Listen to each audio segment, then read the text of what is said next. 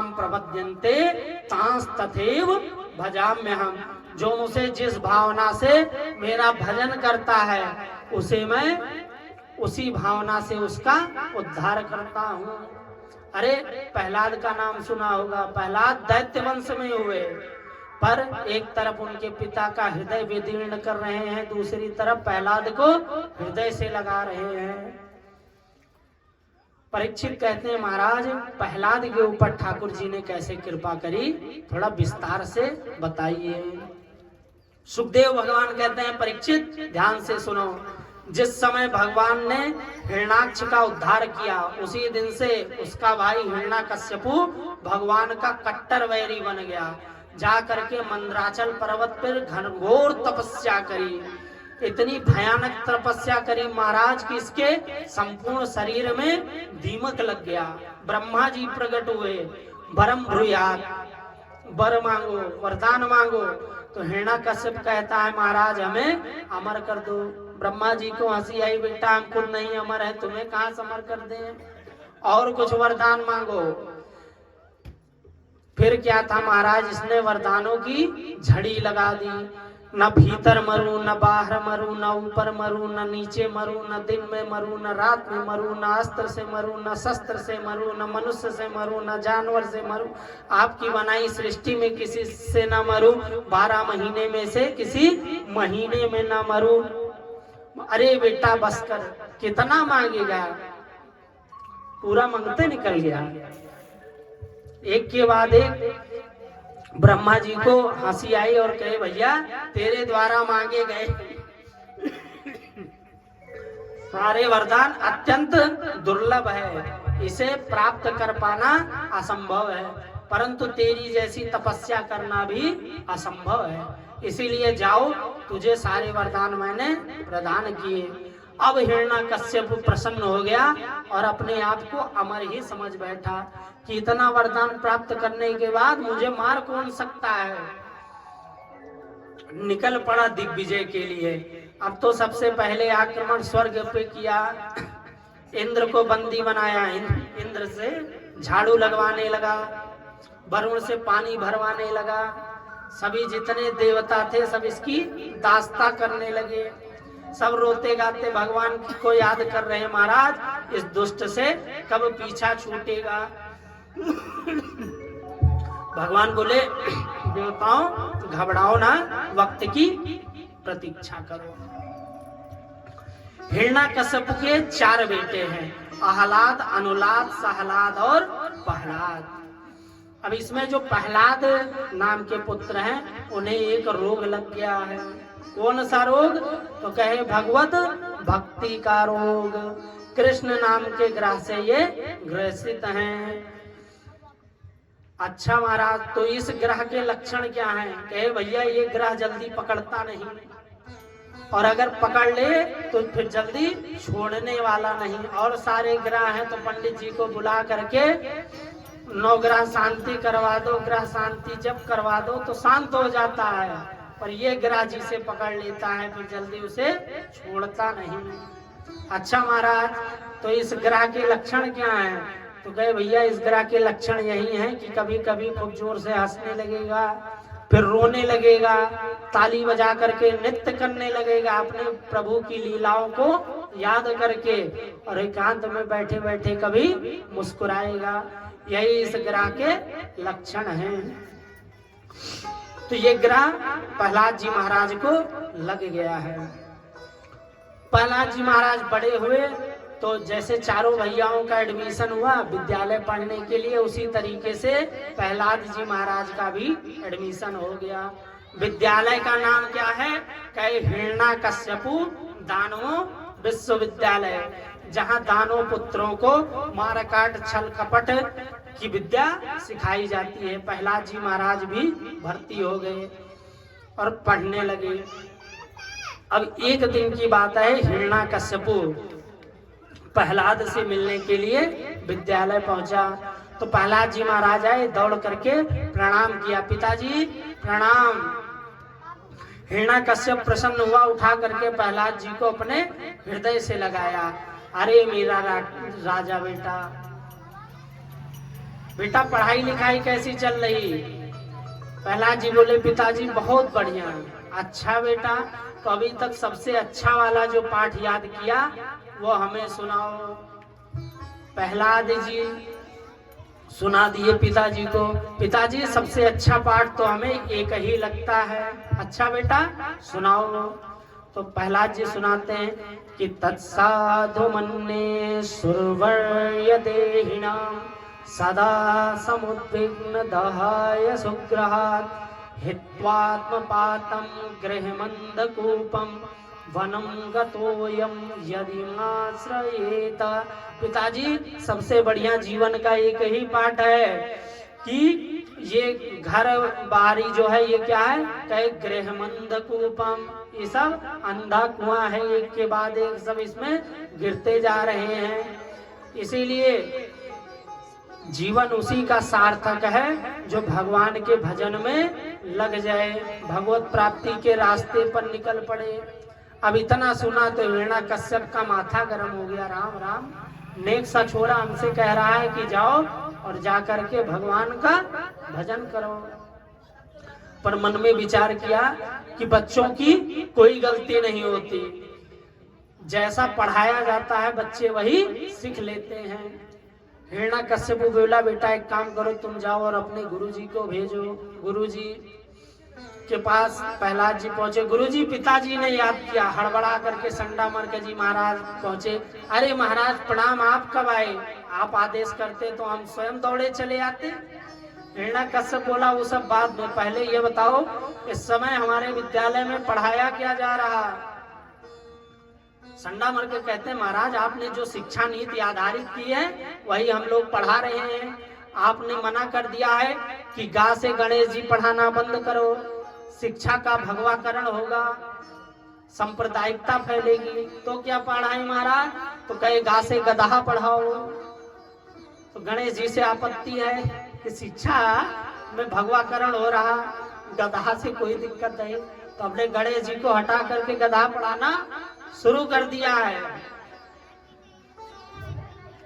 हिरण्याकश्यप बोला अभी हमारा बेटा आकर के हमसे कह रहा था कि जंगल में जाओ हरि का भजन करो। संडामर्क जी महाराज थर थर कांपे। महाराज हमारे विद्यालय में ऐसा एक भी कोर्स नहीं, हम तो वही मार काट छल कपट की विद्या पढ़ाते हैं। पता नहीं महाराज कहाँ से सीख गया। अब संडामर्क जी थर थर कांपे। गंगा उठवाए लो महाराज, कसम खिलाए लो। हिरण्याकश्यप ने कहा कोई बात नहीं, एक बार हम क्षमा करते हैं, जाओ और ध्यान देना बालक पे। समझा बुझा करके हिरण्याकश्यप लौट आया। धीरे धीरे समय बीता तो अब गर्मी की छुट्टी हुई। गर्मी की छुट्टी में संडामर्क जी महाराज प्रहलाद जी को लेकर के हिरण्याकश्यप के पास आए। माता कयाधु ने खूब बढ़िया से नहला धुला करके प्रहलाद जी को सजा करके बढ़िया काजल लगा करके और कहा बेटा जाओ पिताजी को प्रणाम करके आओ। प्रहलाद जी महाराज पहुंच गए, पिताजी को अपने प्रणाम किया। हिरण्याकश्यप ने प्रहलाद जी को देखा तो प्रसन्न हो गया, उठा करके हृदय से लगा लिया, वात्सल्य उमड़ पड़ा, सर पे हाथ घुमाते हुए फिर वही प्रश्न कर लिया, बेटा पढ़ाई लिखाई कैसी चल रही है? प्रहलाद जी बोले पिताजी बहुत बढ़िया चल रही है। अच्छा बेटा, तो सबसे अच्छा पाठ जो याद किया हो बताओ। कितने पाठ याद किए? प्रहलाद जी बोले महाराज अब तो मैंने 9 पाठ याद कर लिए। अरे वाह बेटा, राजा बेटा अब जल्दी से सुनाओ। तो प्रहलाद जी महाराज गुरु जी की तरफ देखे कि गुरु जी पिताजी हर बार बढ़िया वाला पाठ पूछते हैं और सुनना हर बार घटिया वाला चाहते हैं, और बढ़िया वाला पूछे हैं तो हम बढ़िया वाला ही पाठ पिताजी को सुनाएंगे। और तुरंत प्रहलाद जी महाराज सुना बैठे नौधा भक्ति। श्रवणम कीर्तनम विष्णु स्मरणम पाद सेवनम अर्चनम वंदनम दास्यम सख्यम आत्मनिवेदनम हेत्पुंसार्पिता विष्णु भक्तिश्चेन्नवलक्षणं क्रियते भगवद्भक्त्या तन्मये दीतमुत्तमम्। जो एक एक करके प्रहलाद जी महाराज ने नवधा भक्ति का व्याख्यान करना प्रारंभ किया। हिरण्यकश्यप ने गोद से उठा करके प्रहलाद जी को जमीन पर फेंक दिया, निकाल तलवार गुरु जी के गर्दन पे रख दी। अरे अधम ब्राह्मणों, मैं जान गया तुम लोग हमारे विपक्ष से मिले हुए हो, शिक्षा का भगवाकरण कर रहे हो।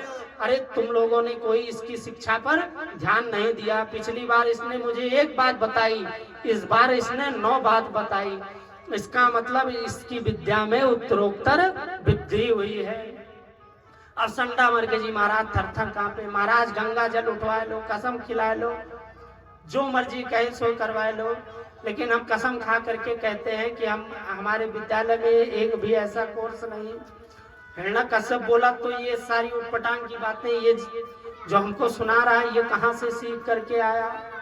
हिरण्यकश्यप बोला महाराज आज्ञा हो तो हम कुछ कहें। हाँ बताओ। संडा मर्ग कहते हैं महाराज न मैंने पढ़ाया न किसी और ने पढ़ाया, ये तो पढ़ा पढ़ाया ही कहीं से आया।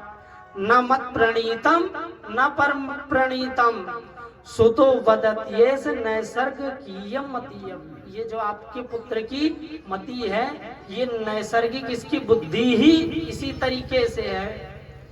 ओहो अब मेरे समझ में आया। तो ऐसी स्थिति में क्या करना चाहिए? गुरुदेव ने कहा महाराज ये जो भक्ति की बीमारी है एक कोरोना के तरीके है, संक्रामक बीमारी है। 1-2 लोग बढ़िया ढोल ताल मजीरा वाले निकल जाएं तो 10-20 भक्त अपने आप तैयार हो जाते हैं। उसी तरीके से ये प्रहलाद में जो भक्ति की बीमारी है ये अगर रह गया तो सबको बीमार करेगा, 10-20 भक्त और तैयार कर लेगा। तो क्या करना चाहिए? कहे अगर बीमारी ना ठीक होती दिखे तो बीमार को ही ठिकाने लगाओ। अच्छा ले जाओ इस दुष्ट को और जो मन कहे सो करो। प्रहलाद मेरा ही पुत्र है और पुत्र स्वयं का अंग होता है, परंतु अपने अंग में कोई बीमारी हो जाए हाथ में और डॉक्टर कह दे कि हाथ कटवाओ नहीं पूरा शरीर जाएगा, तो हाथ कटवा देने में ही बुद्धिमानी है। प्रहलाद जी महाराज को लेकर के गए, बड़े बड़े पर्वत शिखरों से गिराया, पानी में डुबवाया, अग्नि में जलाया, विषपान करवाया, भोजन पर प्रतिबंध लगवाया, मारण मोहन उच्चाटन इत्यादि क्रियाएं करवाया, परंतु बेचारा कुछ नहीं कर पाया तो बड़ा घबराया। अंत में होलिका देवी को बुलाया, वो भी जल करके स्वाहा हो गई। अब हिरण्यकश्यप घबराया, क्या बात है नेक सा छोरा मरता नहीं। संडा मर्ग जी महाराज ने समझाया महाराज आप चिंता ना करो, एक मौका मुझे दो, बालक है समझाएंगे समझ जाएगा। ठीक है तो इसे ले जाओ। संडा मर्ग जी महाराज पुनः अपने विद्यालय में प्रहलाद जी को पढ़ाने के लिए ले आए। अब एक दिन की बात है कि गुरुजी कहीं बाजार चले गए, प्रहलाद जी को मौका मिल गया। अपने सभी दोस्तों को बुला करके मित्रों को इकट्ठा किया प्रहलाद जी ने और कहा मित्रों आज हम तुम लोगों को एक नया खेल बताएंगे। अच्छा भैया प्रहलाद कौन सा खेल? प्रहलाद जी कहते हैं भैया आज हम लोग आंख मिचौनी का खेल खेलेंगे। अरे ये तो बड़ा पुराना खेल है। प्रहलाद जी कहते हैं हम नए तरीके से बताएंगे। जीवात्मा और परमात्मा दोनों मित्र हैं और ये आंख मिचौनी का खेल जीवात्मा और परमात्मा के बीच में खेला जा रहा है। सबसे पहले परमात्मा इस जगत के अणु अणु में छुपे हुए हैं, जो उन्हें खोज लेगा उसकी छुट्टी। अच्छा भैया प्रहलाद जी के मित्र बोले भैया प्रहलाद एक बात बताओ, तुम्हारे हमारे गुरुजी एक, तुम्हारा हमारा क्लास एक, हमारा तुम्हारा कोर्स एक, ये सब बातें तुम सीख करके कहाँ से आते हो? तुम्हारी बातें सुनते हैं तो हमें बड़ा अच्छा लगता है, ये सब तुम्हें पढ़ाता कौन है? प्रहलाद जी बोले भैया जब हमारे पिताजी तप करने गए तो हमारी माँ का हरण इंद्र ने कर लिया, सो इंद्र को डांट फटकार करके नारद जी महाराज ने भगाया और मेरी माँ कयाधु को अपने आश्रम पे रखा। रोज उन्हें सत्संग सुनाते, तो मातृ गर्भ में बैठ करके मैं भी सत्संग सुनता। सो वही सारी बातें सीखी। मित्र बोले ओहो, इसका मतलब हमारे गुरुजी ठीक है कहते थे कि तुम पढ़े पढ़ाए ही आए हो। भैया पहला तुम्हारी बातें बड़ी अच्छी लगती हैं और मन भी करता है कि तुम्हारे साथ हम लोग भी भजन करें, परंतु जब तुम्हारे पिताजी का ध्यान होता है तो हिम्मत छूट जाती है। प्रहलाद जी कहते हैं भैया ठाकुर जी कोई हमारे थोड़ी हैं, अरे जिन ठाकुर जी ने हमारी रक्षा करी वही ठाकुर जी तुम्हारी भी रक्षा करेंगे। अच्छा भैया प्रहलाद, तो अगर तुम गारंटी लो तो आज गुरु जी भी नहीं है, झूम झूम करके प्रेम से ठाकुर जी के नाम का कीर्तन किया जाए। प्रहलाद जी बोले सुबह से शीघ्र, शुभ कार्य में देरी करने की क्या हो सकता। तो चलो प्रहलाद, सभी जो प्रहलाद जी के मित्र हैं वो कीर्तन कर रहे हैं, तो जो भी प्रहलाद जी के मित्र हो आइए हमारे साथ झूम करके 2 मिनट हम लोग कीर्तन गाते हैं। हो श्रीमन नारायण नारायण नारायण, श्रीमन नारायण नारायण नारायण, भजमन नारायण नारायण नारायण, भजमन नारायण नारायण नारायण, हो सत्य नारायण नारायण नारायण, सत्य नारायण नारायण नारायण,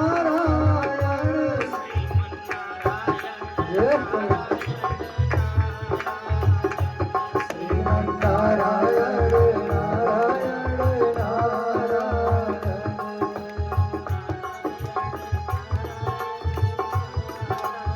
नारायण नारायण नारायण नारायण, श्रीमन नारायण नारायण नारायण, ओ नारायण नारायण नारायण, मातृ नारायण नारायण नारायण, जय नारायण जय नारायण, श्रीमन नारायण नारायण नारायण।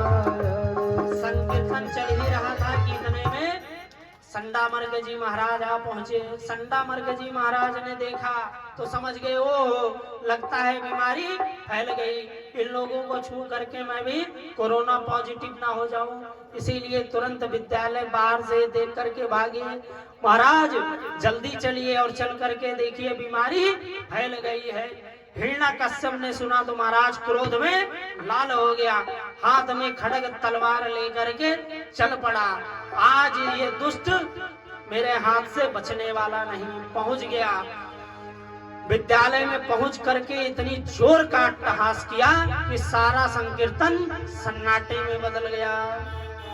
जो बालक बेचारे जैसे नृत्य कर रहे, कोई हाथ ऊपर उठाया था तो डर के मारा हाथ न नीचे कर पाए। इशारा करके मित्र बोले भैया पहला तेरी गारंटी पे हम लोगों ने किया, अब आगे तुम ही संभालो। प्रहलाद जी बोले माँ भीष्म चिंता मत करो, ठाकुर जी सब सही कर देंगे। हिरण्यकश्यप तुरंत प्रहलाद पर चिल्ला उठा, अरे दुर्वनीत मंदात्मन कुलभेदी कराधमा, अरे दुष्ट प्रहलाद दुर्वनीत कुलभेदी, तूने किसके बल पर मुझे ललकारने का प्रयास किया।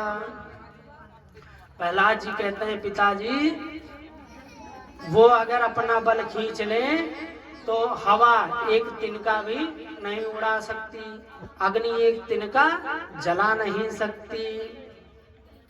हिरण्यकश्यप कहता है मुझे ब्रह्मा जी के वरदान प्राप्त है। प्रहलाद जी कहते हैं पिताजी हमारे ठाकुर जी भी ब्रह्मा जी को बल देने वाले हैं।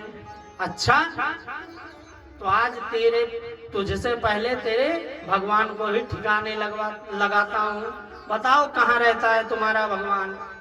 प्रहलाद जी बोले पिताजी प्रश्न ही गलत है, अरे ये पूछिए कि भगवान कहाँ नहीं रहते। अगर मैंने कह दिया कि भगवान यहाँ रहते हैं तो हो सकता है यहाँ न रहते हम। भगवान का मतलब यही है बेवेष्टि व्याप्नोति सकलम जगत, वो जगत के कण कण में अणु अणु में व्याप्त हैं।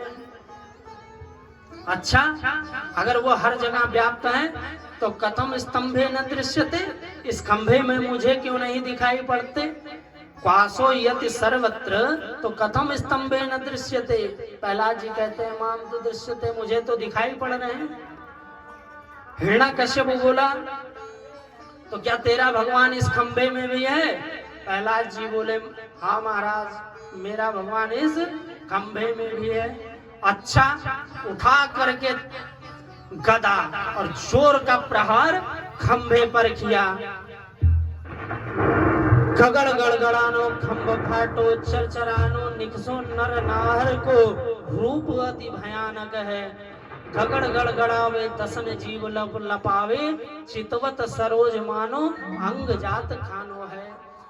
भगवान कहाँ, जहाँ भक्त की। हाँ, प्रहलाद के वचनों को सत्य करने के लिए नरसिंह भगवान खंभा फाड़ करके खंबे से प्रकट हो गए। बोल नरसिंह भगवान की जय। नरसिंह भगवान ने इतना जोर का अट्टहास किया कि जितने दैत्य थे सारे भगवान के अट्टहास से ही मूर्छित होकर के धरती पर गिर पड़े। हिरण्याकश्यप देखा, घबरा गया, भाई सचमुच इसका भगवान भला भयानक है। नरसिंह भगवान का संपूर्ण देह तो मानव का है, परंतु मुख सिंह का है, इसीलिए इनका नाम है नरसिंह। सुखदेव भगवान कहते हैं परीक्षित, जैसे गरुड़ छोटे छोटे सर्पों से खेलता है, इसी तरीके से भगवान हिरण्याकश्यप के साथ युद्ध का खेल खेलने लगे। संध्या का समय हुआ तो पकड़ करके जकड़ करके बीच डेहरी पर अपने जंघे पर हिरण्याकश्यप को पटक लिया और इतना कस के दबोचा कि हिरण्याकश्यप का तलवार और ढाल दोनों हाथ से खिसक गया। हिरण्याकश्यप घबराया कि मेरी भी गारंटी खत्म, पर ब्रह्मा जी के वचनों का याद आ गया। महाराज आपने पकड़ तो लिया है, परंतु मुझे मार नहीं सकते। भगवान कहे क्यों नहीं मार सकते, ब्रह्मा जी के वचन हमारी रक्षा करेंगे। भगवान बोले तो बताओ ब्रह्मा जी ने क्या वचन दिया है। हिरण्याकश्यप कहता है महाराज मैंने वरदान मांगा है कि न मैं ऊपर मरूं न नीचे। भगवान बोले बेटा इस समय तुम हमारे गोद में हो। तो महाराज मैंने वरदान मांगा है कि न अस्त्र से मरूं न शस्त्र से। भगवान बोले बेटा तुम्हारा ऑपरेशन करने के लिए हमारे नाखून पर्याप्त हैं। तो मैंने वरदान मांगा है कि ब्रह्मा जी के बनाई सृष्टि में से किसी से ना मरूं। भगवान बोले बेटा ब्रह्मा जी को हम बनाते हैं, ब्रह्मा जी हमें नहीं बनाते। महाराज तो वरदान मांगा है ना दिन में मरूं ना रात में मरूं। भगवान बोले बेटा देखो इस समय न दिन है और न रात्रि है, संध्या का समय हो रहा है, अभी दिन पूरा बीता नहीं है और रात्रि हुई नहीं है, मध्याह्न का समय है। अच्छा महाराज तो न मैं मनुष्य से मरूं न जानवर से मरूं। भगवान बोले देख मुझे, मैं तुझे क्या नजर आता हूँ, मनुष्य नजर आता हूँ कि जानवर। हिरण्याकश्यप घबराया। तो महाराज मैंने वरदान मांगा है कि 12 महीने में से किसी महीने में ना मरूं। भगवान कहते बेटा 13वां महीना तेरे लिए स्पेशल बनवाया है, इस समय अधिक मास चल रहा है। ब्रह्मा जी के समस्त वचनों की रक्षा करते हुए भगवान नरसिंह अपने नखाग्र से हिरण्याकश्यप के उदर को विदीर्ण कर देते हैं। बोल नरसिंह भगवान की जय हो। हिरण्याकश्यप के आंतों को निकाल करके खींच करके भगवान अपने गले में लपेट लेते हैं। जितनी निर्दयता के साथ हिरण्याकश्यप का भगवान ने वध किया, इतने निर्दयता के साथ किसी को नहीं मारा। मानो भगवान कहना चाहते हैं कि जो हमारे भक्तों का अपमान करता है उसे हम छोड़ नहीं सकते। अब महाराज भगवान ने इतना बड़ा कार्य किया है तो देवताओं को लगा चल करके वंदना की जाए, लेकिन किसी की हिम्मत नहीं पड़ रही है कि